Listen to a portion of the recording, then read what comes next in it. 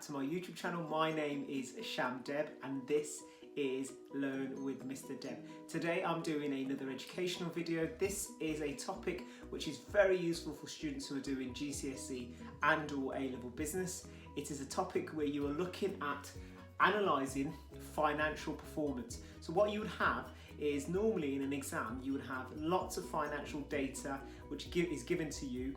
It might be represented in two sets, which might be quantitative or qualitative data, and what you would normally have to do is analyse that data and give some kind of interpretation of how that business has performed in that given scenario. So what I'm going to do today is I'm going to give you information regarding quantitative data and qualitative data, and also look at non-financial data, which would help you make a judgment on how a business has performed in that financial year. So when you analyse financial information, you need to look at some key pieces of information. Now in an exam or in an assessment or any given scenario, they would give you a range of information which are financial. So they might give you things like the profit and loss. So they might tell you what the profit and loss is, and that could be represented in a graph, in a chart, giving you some data, giving you information about the business. You can also get information about the sales, the turnover, the total revenue the business has made. You might get given costs, and that cost might be total cost, fixed cost, or variable cost. You might be given break-even information, so you might be given the break-even output.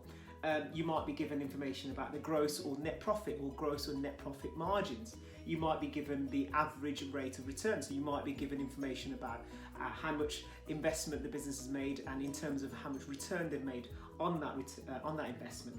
You might be given information about the cash flow, given information where you're telling you how much inflow and how much outflow the business is generating in a period of time. It might be based on forecasts, predictions. So the cash flow might be a prediction of what revenue or what inflow and what outflow the business has in that financial year or a period of time.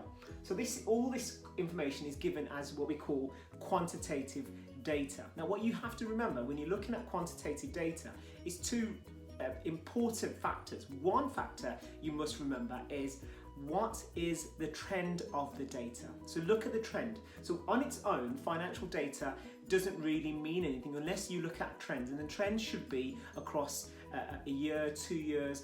A trend might show that the actual figures have gone up or the figures have gone down, in which case it makes it easier and better to make a judgment on whether these financial figures are represented as being positive or as negative.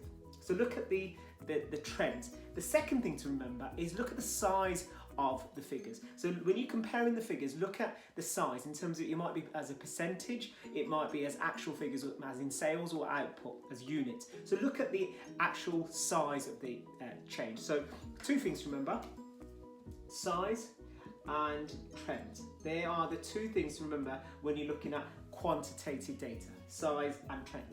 The next thing to look at is qualitative data. So again, when you're looking at and assessing if a business has done well in a financial year, it might not be numerical data, it might be qualitative data. So you might look at things such as, what is the business's reputation amongst the community, amongst customers, amongst all the different stakeholders? What do people perceive the business as? You may look at customer feedback, and that could be through TripAdvisor, that could be through Google reviews or Facebook, any of the groups that the business might have joined. It might get a perception of how customers see the business as. You may also see employee attitude, so that could be personal experience when you're in store dealing with the employees, or it could be just feedback that you get from employees, and that could be through surveys or through questionnaires. You might look at the ethical and environmental impact the business has, and this is becoming a much more important thing for businesses, because it's all about corporate social responsibility, what we call CSR. CSR is very important because it gives you an acknowledgement as a business how well they're treating suppliers, how well they're treating the environment. So it's an ethical impact, it's the environmental impact. Are they paying a fair wage to their employees? And that gives you again an understanding, qualitative understanding of how well that business is done in that financial year. And again, this information will be presented in the case study in an assessment or an exam where you have to interpret it. You may also be given non-financial data, and that could include things such as market share. Now, market share is not a financial data. It's showing you how much of a customer base you have as a percentage of the whole market. For example, Tesco's has a market share of the grocery market of about 28 or 29%. That is their market share. It's not showing how much sales you're generating necessarily, it's showing you how many customers they have as a proportion of the whole market.